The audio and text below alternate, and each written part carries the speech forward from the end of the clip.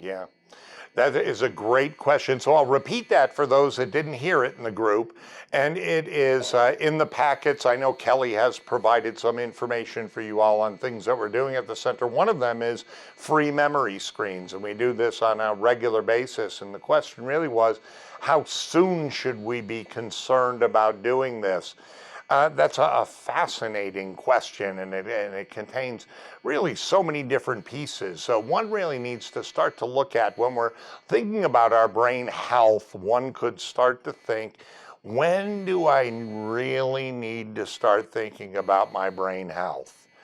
So is it when I turn 50 and the AARP starts sending me things in the mail? Yes, I get them too.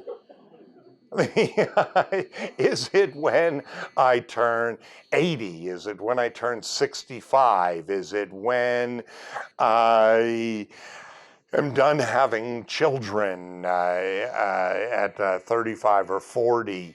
Does anybody have thoughts on that out there? When do you all think we should start thinking about our brain health? That's what, well, that would be helpful before we keep forgetting about everything. So, did you have a, when do you think? Uh-huh. I would take us all back a little further than that and say the minute to start thinking about brain health of any individual is probably even before they're born, with good prenatal care, because we do know that anyone that is born with a problem with the brain is going to be highly susceptible to dementia, to diseases like Alzheimer's as they age. But then we start thinking about our children, and I look back at my childhood. I grew up on a farm. We were a rowdy bunch, boy, I can't tell you, we'd ride the bicycles without a bike helmet. We'd do everything we could to give our parents grief on a regular basis. That was part of the job of being a child. And so childhood brain injury actually predisposes to disease like Alzheimer's. Does that mean that they need a memory screen when they're that young? No, but is it a time when we should be thinking about their brain health and buying them that cool new bike helmet? It's something I've learned as a parent, and you may all carry through as grandparents, or maybe some in the group. I was a late bloomer, potentially great grandchildren. I have found that if you get them a cool bike helmet that they love, they will wear it every time without mom having to stand over their shoulders. But it's got to be up to date. It's got to be cool. It's a good time to start thinking about brain health. We also know that in midlife, people in their 40s, so work on blood pressure, work on cholesterol, says that it's really not our blood pressure and our cholesterol when we're 75 that makes a difference. It's what was it when we were 45. And that's really, really important, because at 45, many people are still immortal. I know that I was, anyway, or at least thought so. That's incredibly important. We also know that Alzheimer's disease, as with many of the degenerative diseases, Lewy body disease, frontotemporal dementia, these diseases begin in the brain actually many, many years. 10 to 20 years before memory symptoms emerge. In Alzheimer's disease, the plaques are building up in the brain. So if we see somebody who at age 65 comes down with Alzheimer's, we know that they started building up plaques in their brain when they were 45 years old, and that process was occurring over decades. But we also know that memory and thinking problems and dementia, the biggest risk factor. So we hear all sorts of things, eat your salad, take this, little jellyfish on your lasagna might go over well, or whatever you want to say. But we do know that of all the risk factors that are out there for dementia, age is the number one risk factor. So the older we get, yes, indeed, the more worried we have to be. Now, fortunately, we've developed over the years the wisdom to deal with that, hopefully, over time. Once you reach the age of 65, your risk of developing Alzheimer's disease is 1 out of 6. So 1 out of 6 people over the age. By the time you reach the age of 85, it's as high as 1 out of 2. So that's a real problem when we start to boil down to it. So several years ago, the Center for Medicare Services actually said that everyone who has Medicare should be screened every year for memory at their doctor's office. That actually is a rule. If your doctor wants to bring home the full paycheck of the visit with you, they are supposed to assess your memory and thinking.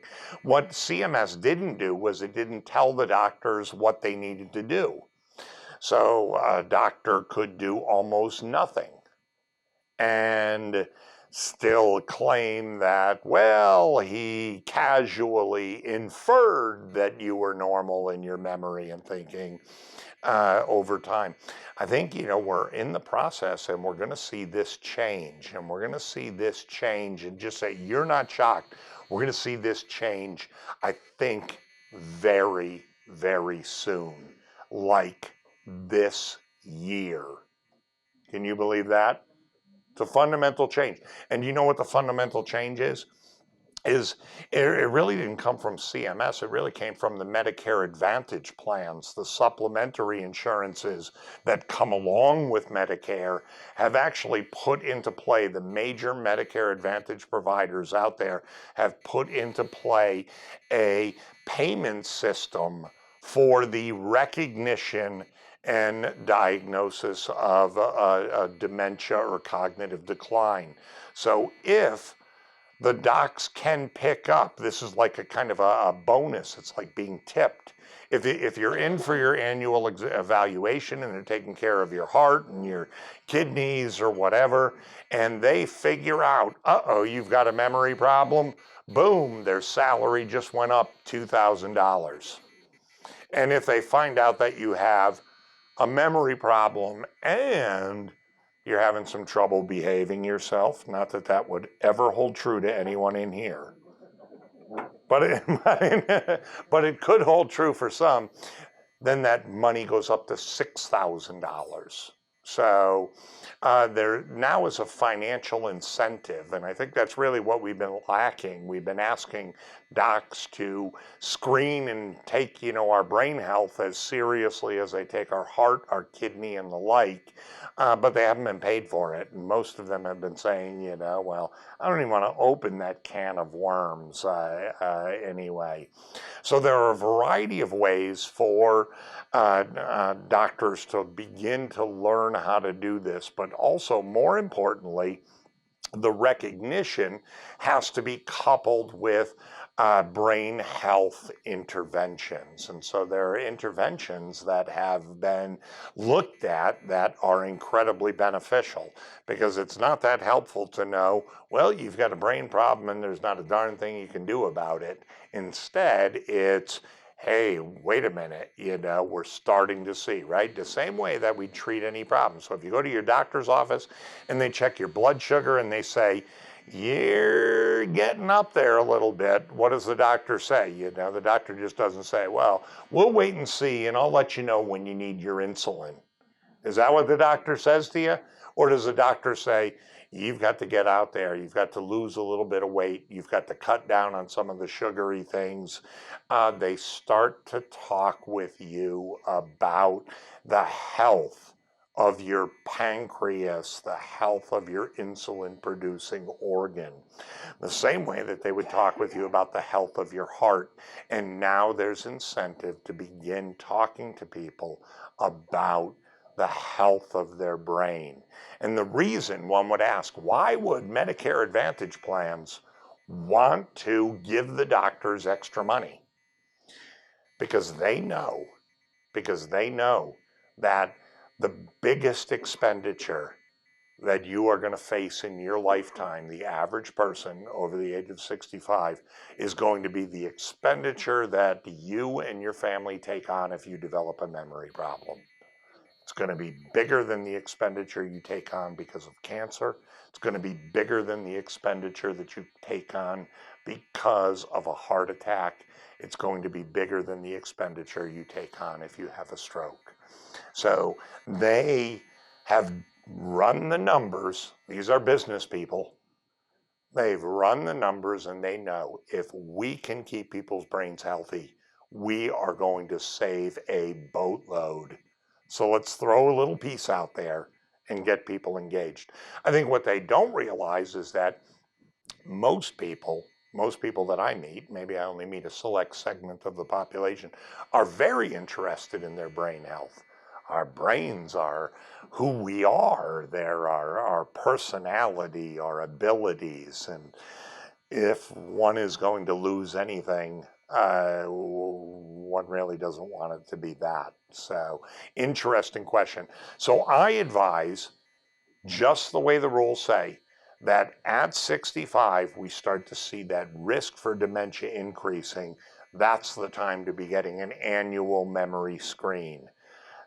Hopefully you've been thinking about your brain health before that, but that is a great time. Now, if you come from a family, we do know in some families there are genetic risks for Alzheimer's disease, and we may see, I was talking with a young lady who was 62 years old yesterday, who has had memory problems for the last several years and has been diagnosed with Alzheimer's, and she comes from a family of 7, and 4 of the children all have Alzheimer's disease. It started in their late 50s, early 60s. She's just been diagnosed and she's had a memory problem for 2 to 3 years. When should she have been undergoing memory screens? Well, probably when she was 58. Before the memory problem. So a good rule of thumb is 65, or if I have a family member who's come down with a form of dementia like Alzheimer's that was earlier than 65, that's the time. That's the absolute latest that we should start to engage and become brain health active. But I do highly promote, for Christmas presents, birthday presents, nice bicycle helmets for your grandchild. And you know, it's going to be a new fad every year.